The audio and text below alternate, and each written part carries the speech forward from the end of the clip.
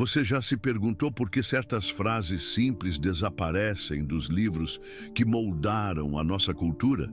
Por que passagens que afirmam que o divino está dentro de nós foram varridas para fora do texto oficial? Hoje vou revelar um segredo que foi deliberadamente apagado da Bíblia. Não é uma teoria fraca.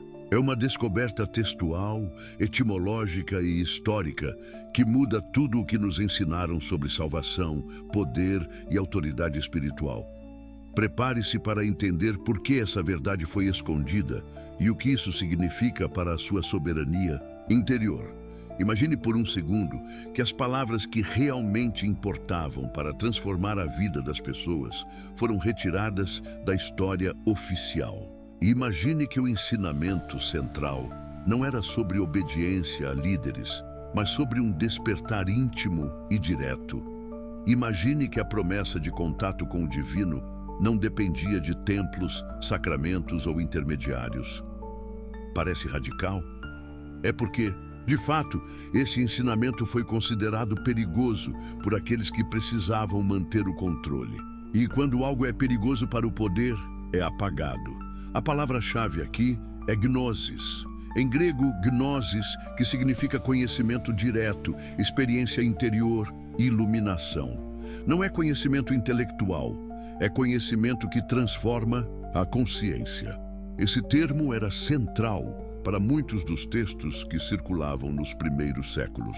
O Evangelho de Tomé, o Evangelho de Maria, o Apócrifo de João, os manuscritos de Nag Hammadi, todos falam desse conhecimento vivo. E uma ideia se repete. O reino que Jesus anuncia não é um lugar distante. Está dentro, está aqui. A famosa afirmação atribuída nos textos gnósticos é clara. O reino está dentro de você e fora de você. Essa frase direta foi a ameaça. Como foi possível apagar essa verdade? Para entender, precisamos enxergar o processo histórico que transformou ensinamentos plurais em um único cânone. No século IV, com o imperador Constantino, a Igreja tornou-se instituição. O poder se consolidou, surgiu a necessidade de uniformidade. Textos foram avaliados por critérios que privilegiavam hierarquias, autoridade externa e rituais que mantinham a população sob controle. O que não reforçava estruturas de poder foi rotulado de heresia, eliminado, ridicularizado. Livros que pregavam empoderamento espiritual pessoal foram excluídos. A mensagem que dizia, busque o divino em você, foi substituída por uma mensagem que dizia, procure o divino através da igreja. Mas não precisa ficar apenas na história política. A prova textual existe. No Evangelho de Tomé, palavra por palavra, encontramos ditos atribuídos a Jesus que não aparecem no Novo Testamento canônico. O Logion 3 diz claramente que o reino está em você. O Evangelho de Maria conta como Maria Madalena recebeu ensinamentos íntimos, conhecimento direto que os apóstolos masculinos rejeitam e tentam inferiorizar. O Evangelho de Judas revela uma leitura completamente diferente do papel de Judas Iscariotes, sugerindo que certas ações eram parte de um plano para libertar o conhecimento, não uma traição simples. Esses textos foram considerados perigosos porque ofereciam um caminho espiritual direto, sem mediação de hierarquias clericais. Quer ver a prova nas palavras? A palavra grega que se transformou em mistério na prática institucional é mysterion, que tem a raiz de algo que é revelado apenas a quem desperta. Esse termo foi recodificado. Em vez de significar experiência interna de iluminação, passou a significar ritual controlado pela hierarquia para manter o fiel dependente. Da mesma forma, a palavra para salvar tem camadas que foram perdidas. O termo hebraico Mashiach, Mashiach, Messias, e o grego Christos, Christos, literalmente significam ungido. Ungido para quê? Para despertar o divino em cada pessoa, para apontar um caminho de autodescoberta. Esse sentido foi transformado numa figura remota que redime pela autoridade, não por despertar. O momento em que percebemos a profundidade da censura é o ponto de virada desta investigação. Até então, muitos estudiosos sabiam que havia livros que não entraram no cânone. Mas o que poucos entenderam é que algumas frases-chave, algumas instruções práticas, foram deliberadamente eliminadas porque ofereciam autonomia espiritual. A descoberta de Nag Hammadi no século XX mudou tudo. Esses manuscritos, escondidos por séculos em jarros de barro no deserto egípcio, trazem de volta vozes que a história institucional tentou silenciar. E nelas encontramos algo simples e poderoso: instruções para acessar a luz interior, direções práticas para não depender de sacerdotes, e um modelo de espiritualidade que torna cada pessoa sacerdote de si mesma. Nesse ponto, a questão não é apenas histórica, é pessoal. Como você se sentiria sabendo que a chave para separar-se do medo existiu desde o início, mas foi retirada do manual que te deram? Muitos sentem uma mistura de raiva, perda e alívio. Raiva porque foi negado um direito espiritual. Perda porque gera um luto por uma fé mais autêntica.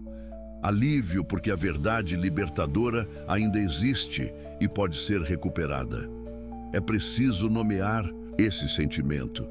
Não é uma nostalgia vazia, é a intuição de que algo essencial foi ocultado. Essa intuição é uma bússola e ela aponta para a interioridade. Vamos aprofundar agora.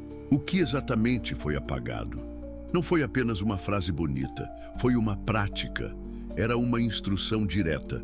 Busquem em vós mesmos. No Evangelho de Tomé, os ditos mostram que Jesus ofereceu chaves práticas: silêncio, contemplação, autoconhecimento. Um dos ditos mais incisivos é a instrução de esvaziar-se, de observar sem identificação. Esse esvaziamento não é culpa, é liberdade. É libertar-se das narrativas que nos impedem de ver a realidade. Nos textos gnósticos, termos como pneuma, ruach, espírito, são tratados como aquilo que está preso por camadas de ignorância, e o verdadeiro trabalho espiritual é a libertação dessa centelha divina aprisionada no interior humano. O objetivo é uma experiência direta do divino, não a adesão a rituais. Os líderes institucionais sabiam que se cada pessoa tivesse acesso a essa experiência, o monopólio de sentido desapareceria. Adotar os rituais e dar aos sacerdotes o papel de mediadores mantém uma população que busca a salvação fora de si. A estrutura perfeita para controle. E quando algo ameaça esse controle, fala-se em heresia.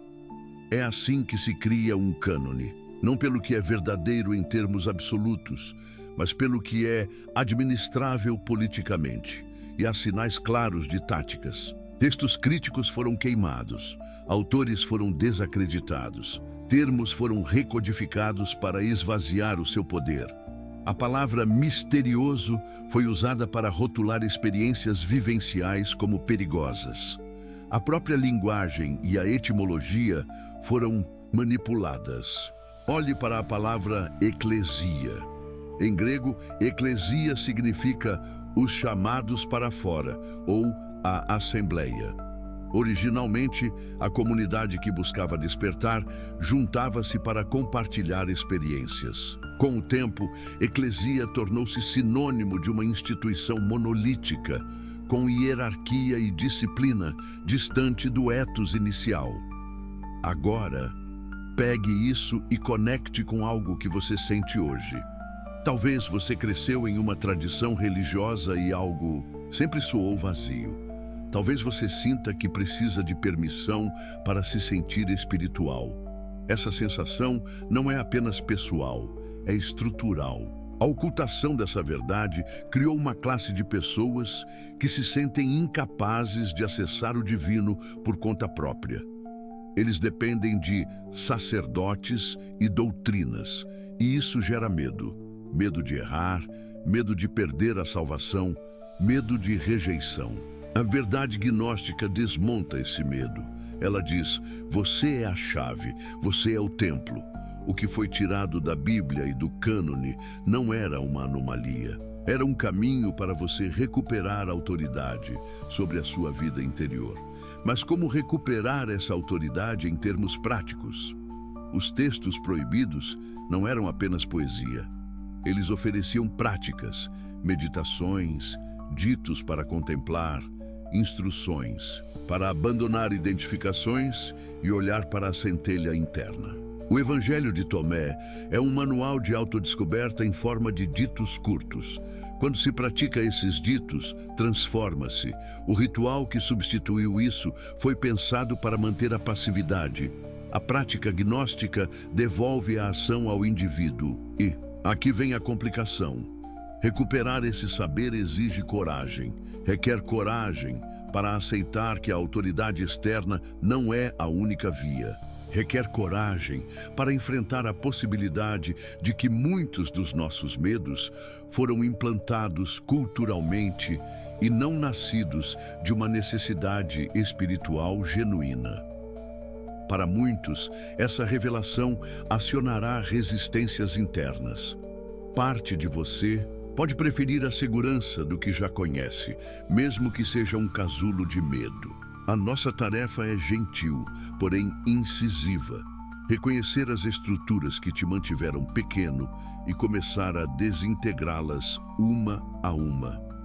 Há ainda outra camada que a narrativa oficial não quer que você veja.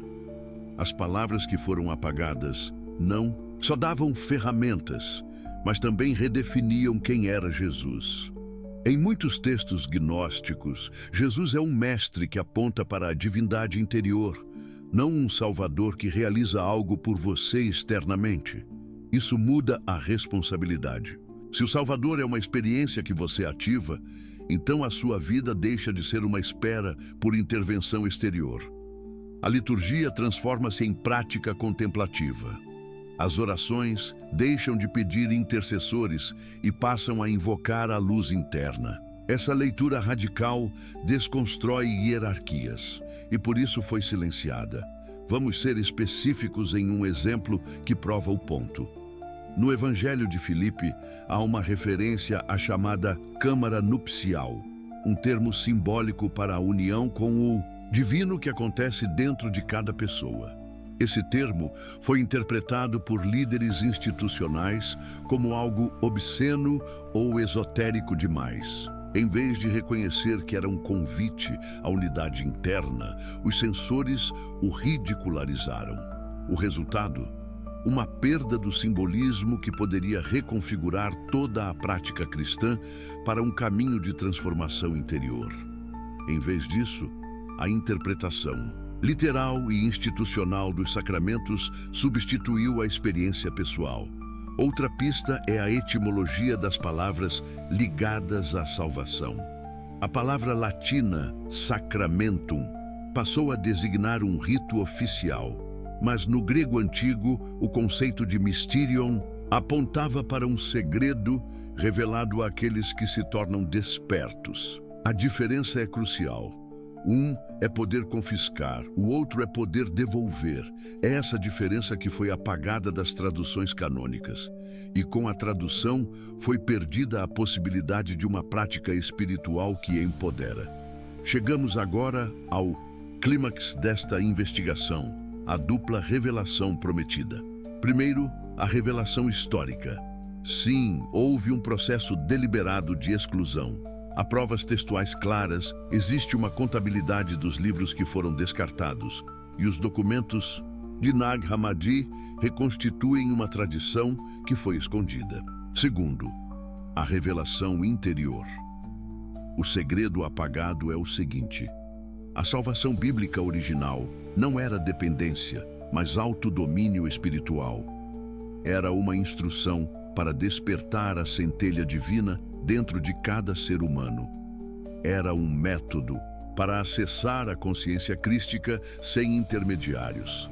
Essa não é uma interpretação abstrata, É uma prática que pode ser replicada hoje. O que significa para você agora?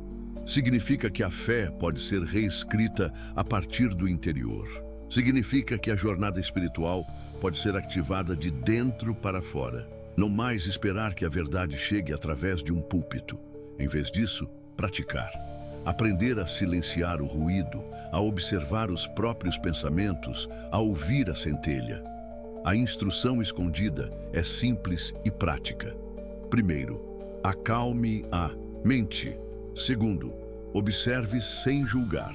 Terceiro, escute a presença interna que não busca nada e, ao mesmo tempo, é a fonte de tudo.